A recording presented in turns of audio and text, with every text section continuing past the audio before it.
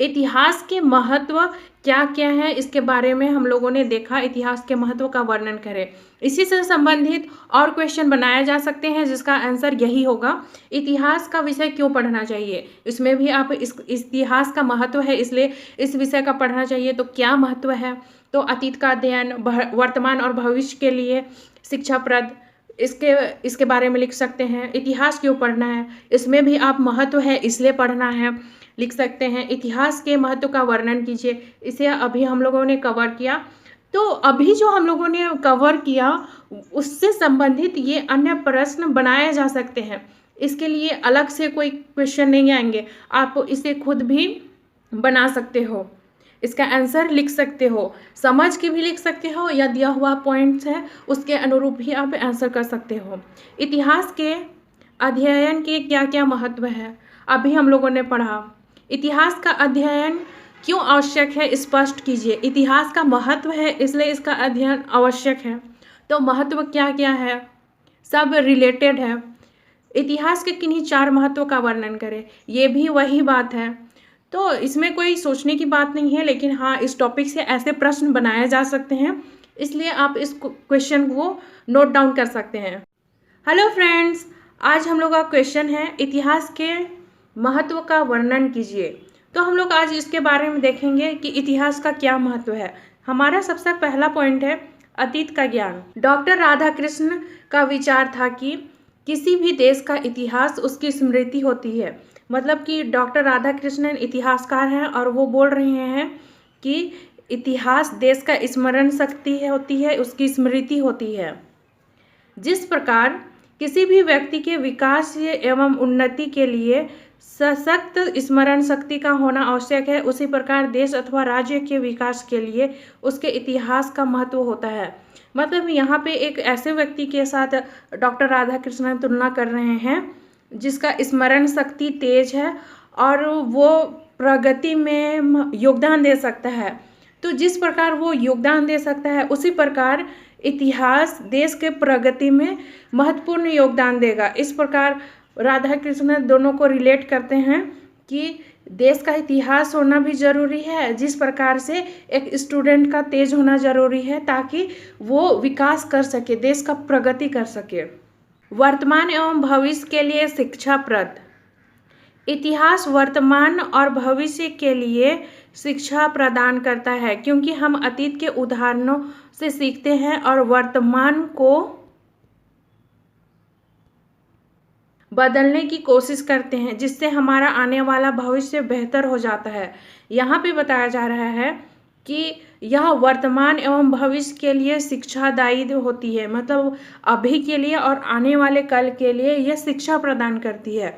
तो कैसे हम लोग अतीत के घटनाओं को देखकर वर्तमान को बदलते हैं और वर्तमान को जब हम लोग बदलते हैं तो हमारा भविष्य अपने आप बदल जाता है, हमारा भविष्य बेहतर हो जाता है। जैसे कि हम लोग अतीत में देखते हैं, ये मैं घर का उदाहरण दे रही हूँ कि बड़े जो हमारे भैया हो गए या फिर चाचा हो गए जॉब नहीं किए तो अभी उनका क्या हालत है। तो हम लोग क्या देखें, हम लोग तो उनसे पहले जन्मे नहीं थे, हम अतीत में ही देख रहे हैं ना, उनके पीछे देख रहे हैं, मतलब हमारे पीछे वो क्या काम किए कि आज उनका फ्यूचर बर्बाद है।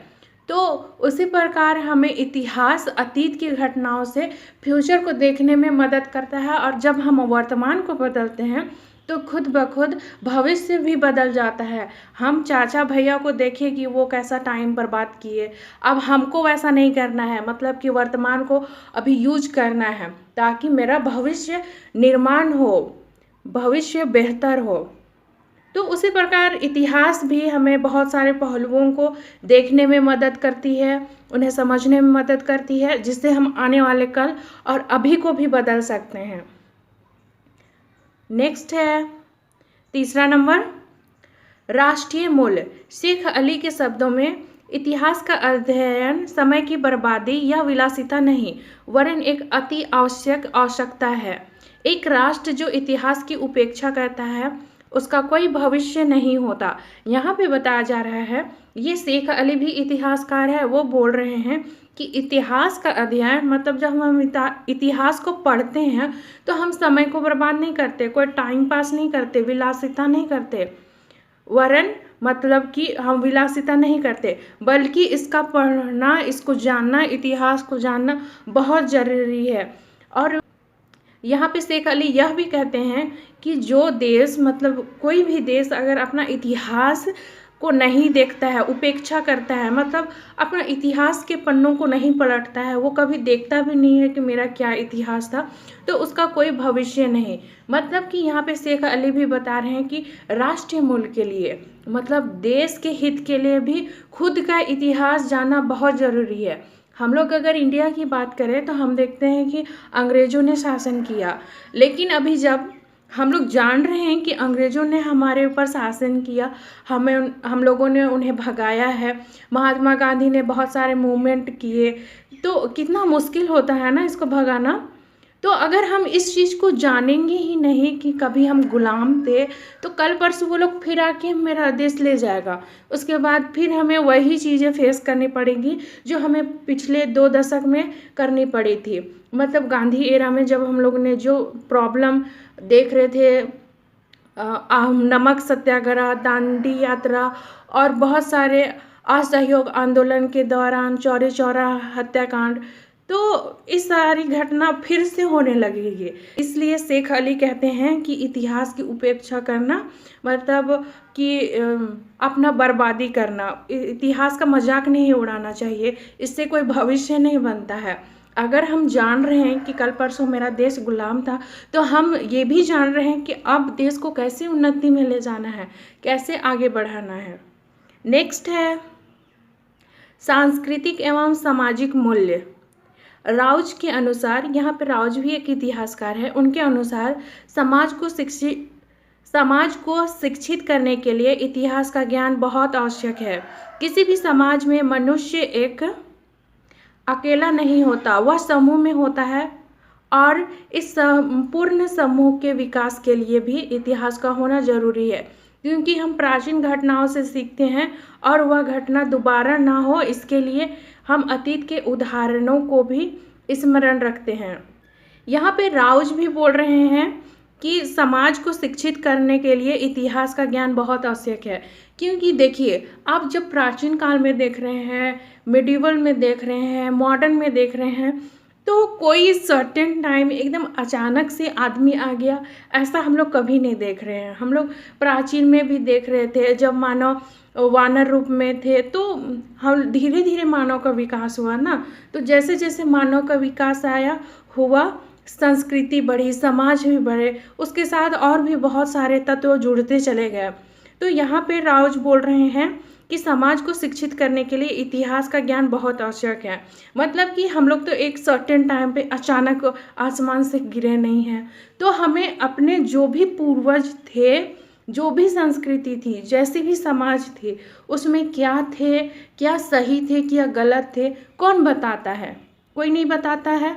तो बताता कौन है? वही इतिहास। जब हम लोग ऋग्वेद में देखते हैं कि स्त्रियों को पढ़ने की अनुमति थी, फिर उत्तर वैदिक काल में देखते हैं कि पढ़ने की अनुमति नहीं थी, फिर इधर मेडिवल इंडिया में भी देख रहे हैं कि बच्चों को ही बचपन में ही शादी कर दिया जा रहा है।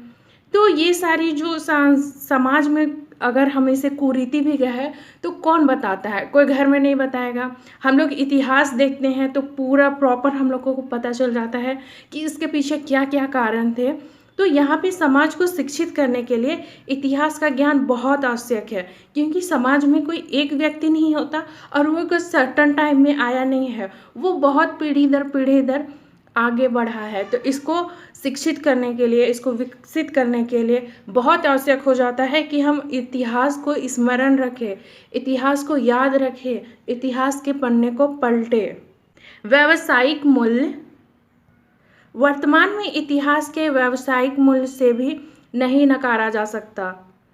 पत्रकारिता व प्रशासनिक सेवाओं के लिए इतिहास का ज्ञान अत्यंत ही आवश्यक है, यहाँ पे बताया जा रहा है कि अभी जो समय है उस समय अगर व्यवसाय के रूप में, रोजगार के रूप में भी देखा जाए तो इतिहास का बहुत इम्पोर्टेंस है। यहाँ पे हम लोग देख रहे हैं पत्रकारिता। तो जो भी घटना घटती है उसको टीवी में या मीडिया में किसी के थ्रू ही लाया जाता है ना। मतलब कोई घटना घटी तो उसको रिलेट किया जाता है फ्यूचर के घटना से नहीं, पास्ट के घटना से, क्योंकि हम लोग फ्यूचर नहीं जानते कि आगे क्या होगा, लेकिन जो पीछे हुआ है उसको तो जानते हैं। अगर कोई हम लोग उदाहरण ले लें कि भोपाल का गैस त्रासदी, तो अगर इस प्रकार की कोई घटना घटती है तो मीडिया वाले या फिर पत्रकार पिछले वाली घटना, भोपाल गैस त्रासदी की जैसी घटना घटती है तो उसकी तुलना करते हैं कि उस समय ऐसा हुआ था, अभी किन कारणों से ऐसा हो गया। तो हमें कोई फ्यूचर नहीं दिखता, हम लोग पास्ट में जाते हैं। तो इस प्रकार ये व्यावसायिक रूप में पत्रकारों को मदद करता है कहानी, मतलब कोई भी घटना को दिखाने में, कोई भी घटना को समझाने में। अगर प्रशासकीय सेवा की बात करें तो हम लोग प्राचीन काल से देख रहे हैं, मेडिवल में भी देख रहे हैं कि बहुत सारे एडमिनिस्ट्रेटिव, मतलब प्रशासन में थोड़े बहुत चेंजेस आते चले गए। तो वहाँ से भी, इतिहास से भी हम लोग बहुत कुछ यहाँ अभी भी लेते हैं। तो ये इस प्रकार से व्यावसायिक मूल्य में मदद करती है। इसका व्यावसायिक मूल्य है, मतलब ये रोजगार या फिर अभी भी इसका उपयोग किया जाता है एज अ रोजगार, या फिर रोजगार के रूप में, या फिर इसको ज़रूरत के रूप में अभी भी प्रयोग में लाया जाता है। नेक्स्ट है 6 नंबर, अंतर्राष्ट्रीय सेवा। इतिहास हमें अंतर्राष्ट्रीय सेवा में भी मदद करती है, क्योंकि इतिहास से हम विभिन्न देशों के कूटनीतिक विचारों के बारे में जान सकते हैं और उसके साथ हमारे संबंधों का भी पता लगा सकते हैं। यहाँ पे बोला जा रहा है कि ये अंतर्राष्ट्रीय सेवा में भी मदद करती है। इतिहास का महत्व इसलिए भी है क्योंकि ये अंतर्राष्ट्रीय सेवा में भी मदद करती है। ये किस प्रकार से मदद करती है, तो हम लोग जब पास्ट के घटनाओं को देखते हैं, अगर हम लोग ब्रिटेन की नीति देखें, अमेरिका की नीति देखें, तो हम लोग कहाँ से देख रहे हैं, हम लोग इतिहास से देख रहे हैं। कोई हम लोग फ्यूचर आगे जाके नहीं देख रहे हैं। तो उनकी कैसी नीति थी, वो कैसा शुरू से हैं, कैसा वो अंत तक रहेंगे, तो इसका अनुमान भी हम लोग इतिहास से पता लगा सकते हैं। उसी को यहाँ पे बोला जा रहा है कूटनीतिक विचार। वो उनके विचार अलग ही हैं, अमेरिका के हो, ब्रिटेन के हो, चाइना के हो, तो इनके जो भी विचार होंगे उसको हम इतिहास के पन्नों में पीछे जाके देख सकते हैं और अनुमान लगा सकते हैं कि वो आगे क्या फैसला लेंगे। अगर हम लोग इजराइल को देखें तो हम लोग जान रहे हैं कि इजराइल वहाँ पे बाद में इजराइल नाम से स्थापित हुआ, देश बना। तो हम लोग जानते हैं ना कि अगर उसको कोई मारेगा तो वो उल्टा मारेगा ही। तो हम लोग कहाँ से जान रहे हैं, हम लोग जान रहे हैं इतिहास से। हम लोग फ्यूचर से नहीं जान रहे हैं, फ्यूचर से हमें कुछ पता नहीं चलता है। फ्यूचर का कोई मतलब अनुमान नहीं, मतलब कि कोई पन्ना नहीं है फ्यूचर का जिसे हम लोग पलट के देख लें, जितना कि हम लोग अतीत में जाके देख लेते हैं। तो इस प्रकार से ये अंतर्राष्ट्रीय सेवा में भी मदद करती है, इसका यहाँ पर भी महत्व है। शैक्षणिक मूल्य। इतिहास के अध्ययन से मानव स्वभाव का पता लगाया जा सकता है और भविष्य में होने वाली घटनाओं का वर्तमान में पता लगाकर उसके लिए बेहतर और उचित कदम उठाए जा सकते हैं। यहाँ पे वही चीज़ को बताया जा रहा है, शैक्षणिक मूल्य। मतलब कि अगर हम लोग कोई भी घटना होने वाली है तो हम लोग इतिहास में कोई पर्टिकुलर वर्ड नहीं पढ़ते, बहुत बड़ा एरा पढ़ते हैं, बहुत बड़ा काल पढ़ते हैं। तो उस काल का जब आप डीपली अध्ययन करोगे, शिक्षा लोगे उससे, तो जब वो घटना घटने लगेगी, वो उसके कारक आने लगेंगे, कार्य कारण होने लगेंगे, तो आप उसके लिए आप बेहतर निष्कर्ष निकाल सकते हैं।